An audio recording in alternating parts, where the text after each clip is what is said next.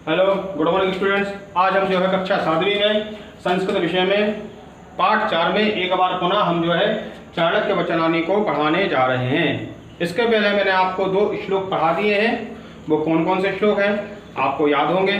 मुझे आशा है कि आप लोग घर पर बैठ करके उन श्लोकों को याद कर रहे होंगे और भावार्थ पढ़ रहे होंगे, मुझे यह आशा हो रही है। लेकिन आप लोगों के ना कॉल आते हैं ना कोई कमेंट्स आते हैं, इससे मुझे लगता है संशय हो रहा है कि शायद आप घर पर बैठकर पढ़ नहीं रहे हैं। यदि कोई पढ़ता है तो उसको निश्चित डाउट होता है, और जब डाउट होता है तो वो पूछता है, लेकिन ना कोई कमेंट है, ना कोई डाउट है, ना कुछ है। केवल मुझे लगता है आप लोग देख रहे हो बस।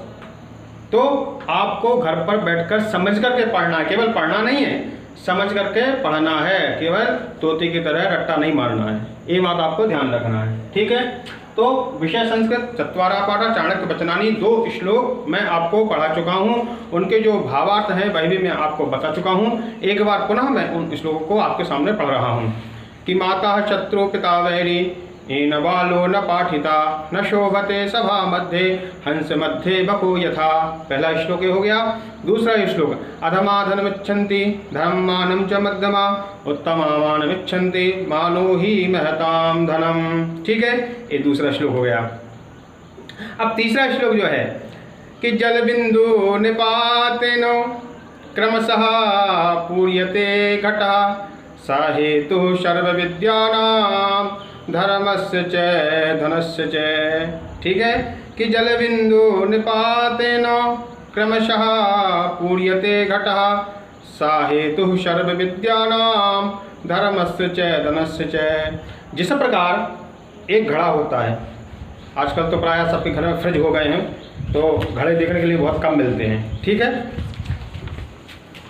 तो एक जो घड़ा होता है जिसका बहुत स्वादिष्ट जल होता है, ठीक है। फ्रिज का जो जल है वो बहुत हानिकारक भी होता है हमारे शरीर के लिए। हमारे अंदर जो जठराग्नि होती है उसको मंद करता है, तो उससे कई तरह की बीमारियां हमारे शरीर के अंदर उत्पन्न होती हैं।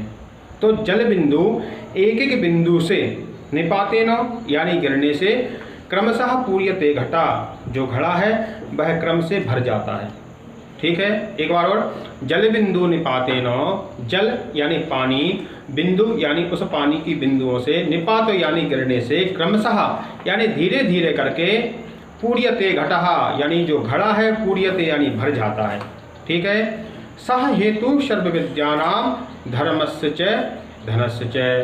तो इसी तरह सभी विद्याओं का हेतु क्या है, हमारे पढ़ने का हेतु क्या है कि हम अपने जीवन में सभी विद्याओं के माध्यम से पहले धन का अर्जन करें, धर्मस्य च धनस्य च, उसके बाद में फिर हम धर्म का अर्जन करें। जो पैसा होता है, धन होता है, वह केवल भोगों के लिए नहीं होता है, अपितु बल्कि वह जो है परमार्थ कार्यों के लिए भी होता है, ठीक है। तो सबसे पहले हम बहुत विद्याध्ययन करें, बहुत पढ़े लिखें, बहुत शिक्षित हो जाएं। उसके बाद में हम जो है धन का अर्जन करें, जितना हो सके धन कमाएं, ठीक है। और उसके बाद में उस धन के द्वारा हम धर्म करें, परमार्थ कार्य करें। जैसे कोई निराश्रित है, असहाय है, हम उसकी सेवा करें उस धन के माध्यम से। तो जब हम उसकी सेवा करेंगे तो वह जो धन है वह धर्म के रूप में परिवर्तित हो जाएगा। जैसे हमने देखा कि कहीं पर असहाय है, किसी के पास दवाइयों के लिए पैसे नहीं हैं, औषधियों के लिए पैसे नहीं हैं, तो हम अपना धन दे करके उसको धर्म के रूप में परिवर्तित कर सकते हैं। हमने देखा कहीं पर बेचारे छोटे छोटे बच्चे रहते हैं, उनकी पढ़ाई की व्यवस्था नहीं हो पाती है, तो हम जाएं धन के माध्यम से वो धर्म करें, वो सेवा करें, तो वो जो है धन जो है धर्म के रूप में परिवर्तित हो जाता है। तो इसका ध्यान रखना है।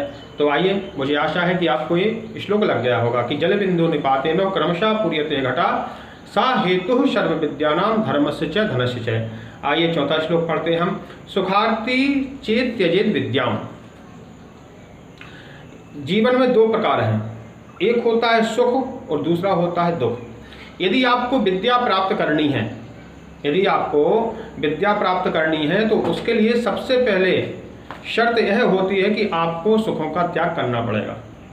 आपको सुखों का त्याग करना पड़ेगा। ठीक है, यदि आप सुखों को त्यागेंगे तो निश्चित है आप बहुत आगे बढ़ जाएंगे।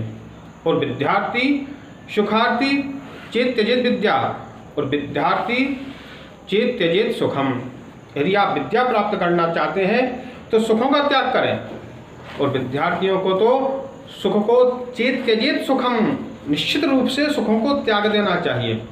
अब जैसे आपको स्कूल से होमवर्क दिया गया है, सुबह सुबह आपको उठना है, लेकिन आप सोचेंगे कि चलो आज का हम वर्क कल कर लेंगे, कल का हम परसों कर लेंगे।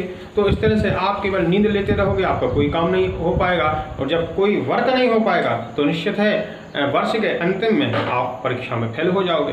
तो ठीक है, क्यों? क्योंकि सुखार्थी न कुतो विद्या। जो सुखार्थी है, जो केवल सुख चाहता है, उसको जीवन में कदापि विद्या प्राप्त नहीं हो सकती है। इस बात को हमेशा गांठ बांध लेना। जो व्यक्ति केवल सुख चाहता है, उसको अपने जीवन में कभी भी विद्या प्राप्त नहीं हो सकती। सुखार्थी ना कुतो विद्या, और विद्यार्थी ना कुतः सुखम।